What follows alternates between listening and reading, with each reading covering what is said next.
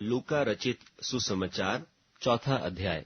फिर यीशु पवित्र आत्मा से भरा हुआ यरदन से लौटा और 40 दिन तक आत्मा के सिखाने से जंगल में फिरता रहा और शैतान उसकी परीक्षा करता रहा। उन दिनों में उसने कुछ न खाया और जब वे दिन पूरे हो गए तो उसे भूख लगी। और शैतान ने उससे कहा, यदि तू परमेश्वर का पुत्र है तो इस पत्थर से कह कि रोटी बन जाए। यीशु ने उसे उत्तर दिया कि लिखा है, मनुष्य केवल रोटी से जीवित न रहेगा। तब शैतान उसे ले गया और उसको पल भर में जगत के सारे राज्य दिखाए और उससे कहा, मैं यह सब अधिकार और इनका विभव तुझे दूंगा, क्योंकि वह मुझे सौंपा गया है और जिसे चाहता हूं उसी को दे देता हूं। इसलिए यदि तू मुझे प्रणाम करे तो यह सब तेरा हो जाएगा। यीशु ने उसे उत्तर दिया, लिखा है कि तू प्रभु अपने परमेश्वर को प्रणाम कर और केवल उसी की उपासना कर। तब उसने उसे यरूशलेम में ले जाकर मंदिर के कंगूरे पर खड़ा किया और उससे कहा, यदि तू परमेश्वर का पुत्र है तो अपने आप को यहां से नीचे गिरा दे, क्योंकि लिखा है कि वह तेरे विषय में अपने स्वर्गदूतों को आज्ञा देगा कि वे तेरी रक्षा करें और वे तुझे हाथों हाथ उठा लेंगे, ऐसा न हो कि तेरे पांवों में पत्थर से ठेस लगे। यीशु ने उसको उत्तर दिया, यह भी कहा गया है कि तू प्रभु अपने परमेश्वर की परीक्षा न करना। तब शैतान सब परीक्षा कर चुका, तब कुछ समय के लिए उसके पास से चला गया। फिर यीशु आत्मा की सामर्थ से भरा हुआ गलील को लौटा और उसकी चर्चा आसपास के सारे देश में फैल गई और वह उनकी आराधनालयों में उपदेश करता रहा और सब उसकी बड़ाई करते थे। और वह नासरत में आया, जहां पाला पोसा गया था, और अपनी रीति के अनुसार सब्त के दिन आराधनालय में जाकर पढ़ने के लिए खड़ा हुआ। यशायाह भविष्यद्वक्ता की पुस्तक उसे दी गई और उसने पुस्तक खोलकर वह जगह निकाली जहां यह लिखा था कि प्रभु का आत्मा मुझ पर है, इसलिए कि उसने कंगालों को सुसमाचार सुनाने के लिए मेरा अभिषेक किया है और मुझे इसलिए भेजा है कि बंधुओं को छुटकारे का और अंधों को दृष्टि पाने का सुसमाचार प्रचार करूं और कुचले हुओं को छुड़ाऊं और प्रभु के प्रसन्न रहने के वर्ष का प्रचार करूं।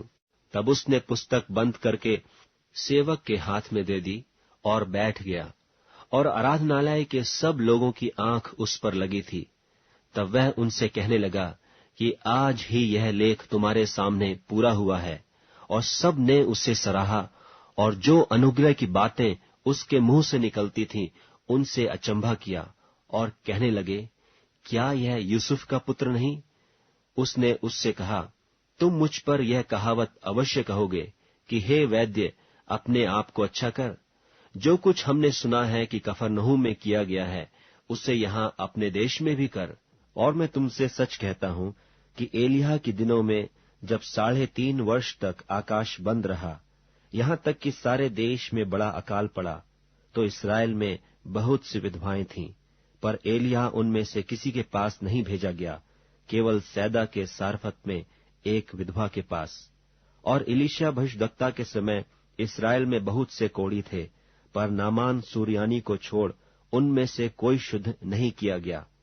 ये बातें सुनते ही जितने आराधनालय में थे सब क्रोध से भर गए और उठकर उसे नगर से बाहर निकाला और जिस पहाड़ पर उनका नगर बसा हुआ था उसकी चोटी पर ले चले कि उसे वहां से नीचे गिरा दें, पर वह उनके बीच में से निकलकर चला गया। फिर वह गलील के कफरनहूम नगर में गया और सब्त के दिन लोगों को उपदेश दे रहा था।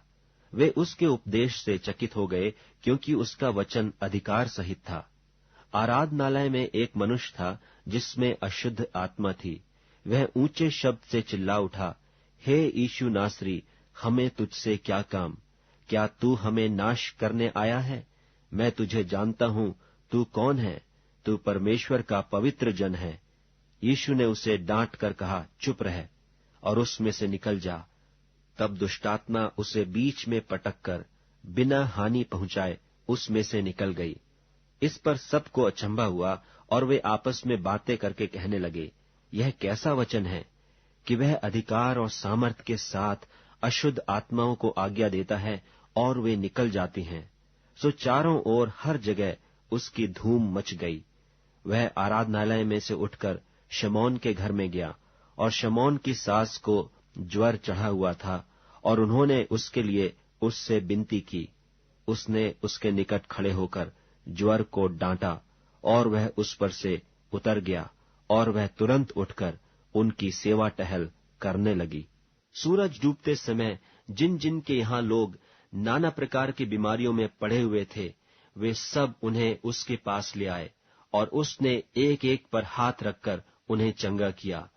और दुष्टात्मा भी चिल्लाती और यह कहती हुई कि तू परमेश्वर का पुत्र है, बहुतों में से निकल गई।